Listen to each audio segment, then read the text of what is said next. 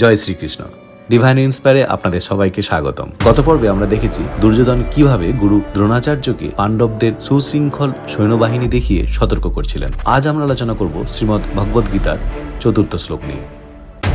এখানে দুর্যোধন পাণ্ডবদের পক্ষের সেই অজেয় বীরদের কথা বর্ণনা করছেন। তিনি গুরু দ্রোণাচার্যকে বলছেন, অত্র সুরা মহেশ্বাসা ভীমার্জুন সমায়ুধি ইয়ুধান বিরাটশ্চ দ্রুপদশ্চ মহারথ।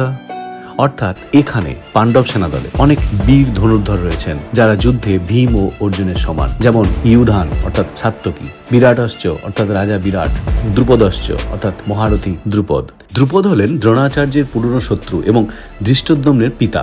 বিরাট রাজার আশ্রয়ী পাণ্ডবরা অজ্ঞাতবাস কাটিয়েছিলেন। সাত্যকী ছিলেন কৃষ্ণের আত্মীয় এবং অর্জুনের প্রিয় শিষ্য। পাণ্ডবদের এই বীর তালিকা কিন্তু এখানেই শেষ নয়। দুর্যোধন পরবর্তী শ্লোকগুলিতে আরো বীর যোদ্ধাদের নাম নিয়েছেন। ভিডিওটি আপনার ভালো লাগলে লাইক দিন এবং আপনার প্রিয়জনের সাথে শ্রীকৃষ্ণের এই অমৃতবাণী শেয়ার করুন। জয় শ্রীকৃষ্ণ।